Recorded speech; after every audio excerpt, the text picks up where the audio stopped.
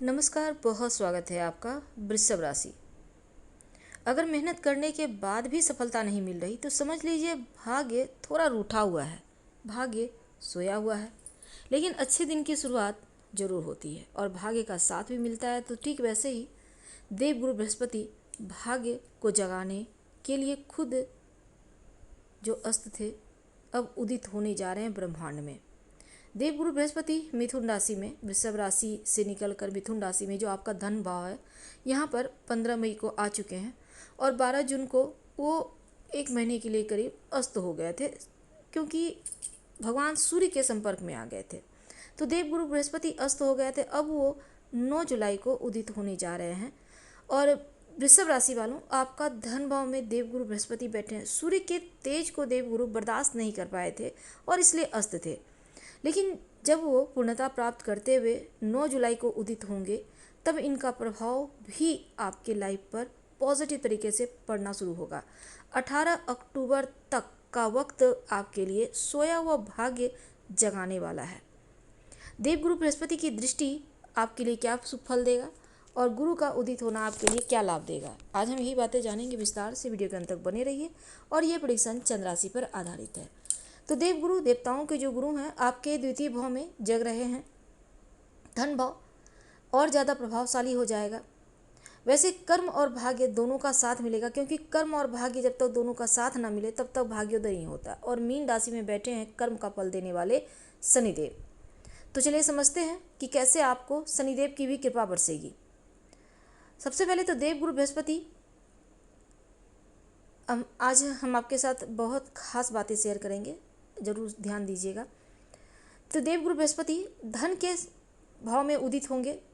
तो धन भाव में उदित होने का मतलब है आपका भाग्योदय होना, आर्थिक मुश्किलों से मुक्ति पाना, एक अच्छा धन यानी कि एक से ज़्यादा स्रोत से धन आने के यहाँ से योग बनेंगे।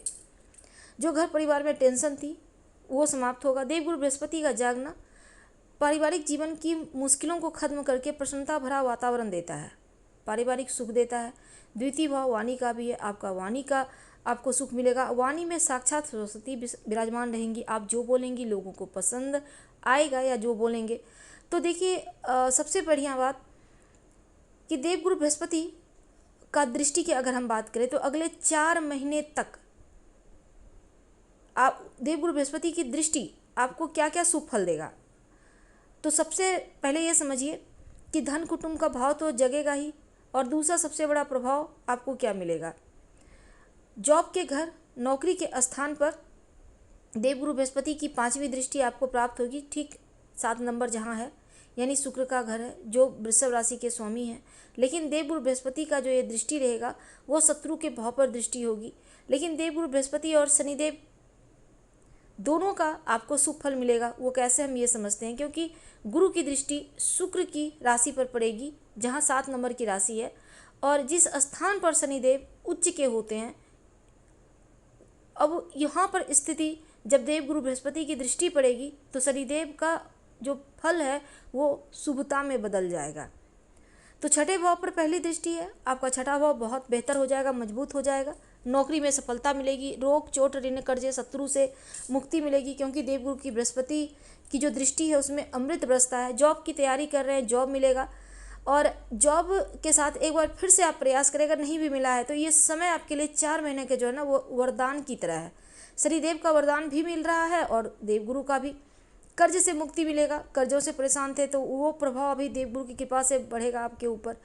यहाँ तक कि फंसा हुआ रुका हुआ धन आएगा, स्वास्थ्य की मुश्किलें समाप्त होंगी। गुरु की दृष्टि आ रही है, आप बीमारी कितनी भी परेशानी दे, लेकिन देवगुरु की कृपा से वो बीमारी आपको राहत देगी। अब देखिए छठा घर का हो गया, शत्रु वगैरह शांत रहेंगे। यहाँ पर गुरु की दृष्टि हमेशा ही अमृत बरसाती है और ये 4 महीने तक इसका प्रभाव रहेगा, ये मान के चलिए। देवगुरु की जो 7वीं दृष्टि है वो आपके अष्टम भाव पर है। अष्टम भाव अनिश्चितताओं का है। शनिदेव जी के जो 11वें घर में बैठे हैं, इनकी 10वीं दृष्टि भी आपके अष्टम भाव पर पड़ रही है। तो अष्टम भाव पर शनि की दृष्टि में विष और देवगुरु बृहस्पति की दृष्टि में अमृत। तो अब क्या होगा कि देवगुरु का अमृत तत्व आपके अष्टम भाव को जागृत कर देगा, बाधाएं परेशानियां समाप्त होंगी। देवगुरु की दृष्टि के प्रभाव से शनिदेव की दृष्टि को भंग कर देंगे और कर्म और भाग्य का साथ मिलना शुरू हो जाएगा। जो भी कार्य करेंगे उसमें भाग्य का साथ मिलेगा, भाग्य की कृपा होगी। अगर आप तंत्र मंत्र के क्षेत्र से जुड़े हैं, विशेष सिद्धियां प्राप्त होगी, ईश्वर की प्राप्ति होगी, अनुकूल वक्त है। और अब उनकी एक दृष्टि आपके दसम भाव करियर के भाव पर, तो देवगुरु बृहस्पति की नवम दृष्टि जागृत अवस्था की दृष्टि है, तो ऐसे में भाग्य की दृष्टि है नवम भाव पर। और ऊपर से देवगुरु बृहस्पति जो शनिदेव हैं इस समय वक्री अवस्था में भी हैं, एक घर पीछे का प्रभाव देंगे, यानी कि दसम भाव पर ज़्यादा मजबूती से प्रभाव देंगे शनिदेव आपके लिए, जो अभी वक्री होंगे 13 जुलाई से शनिदेव उस समय से। तो यहाँ पर कर्म क्षेत्र भी आपका मजबूत हो जाएगा, क्योंकि गुरुदेव की दृष्टि में अमृत है। भाग्य जो कमी थी अब वो कमी पूरा होगा, भाग्य का साथ मिलेगा, शनिदेव की कृपा से अधूरी रह गई जो कार्य है वो भी बनेंगे, वक्री हो जाएंगे, दसम भाव में आएंगे, तो कोई अधूरा कार्य इसमें आपका मजबूती से पूरा होगा। और इसके साथ ही आप जो मेहनत करते हैं उसका फल मिलेगा। ये समय बहुत अनुकूल है, क्योंकि देवगुरु देवताओं के गुरु और शनिदेव न्याय के देव दोनों का आपको शुभ फल मिलेगा। तो दसम भाव भी मजबूत हो रहा है। क्या करेंगे, रोज शाम के समय ओम शनिश्चराय नमः इस मंत्र का जब तो आपको लाइफ टाइम करना चाहिए, हमने पहले भी आपको बताया है, क्योंकि शनिदेव आपकी पूरी लाइफ को कैसे चलाना है उन्हीं के हाथों में डोर है, तो आपको ये तो करना है। और साथ ही भगवान शिव की आराधना करें, भगवान शिव को गुरु मानकर उनकी आराधना करें, या फिर आपको जो गुरु मंत्र मिला है उसका आराधना करें। आप शिव जी की आराधना कर सकते हैं, नमः शिवाय का जप कर सकते हैं, आपके लिए बढ़िया रहेगा। तो छठा घर नौकरी करियर आपका मेहनत का फल देगा। 10वां घर भी प्रभावी हो रहा है, तो करियर के मामलों में इस समय आपके लिए बढ़िया है। जो बाधाएं थी, रुकावटें थी, वो समाप्त होंगी, उससे मुक्ति मिलेगी, जीवन आपका बेहतर होगा। तो उपाय जरूर कीजिएगा। हम आपसे विदा लेते हैं। जानकारी अच्छी लगे तो लाइक कर, सब्सक्राइब करें, शेयर करें, कमेंट करें। धन्यवाद।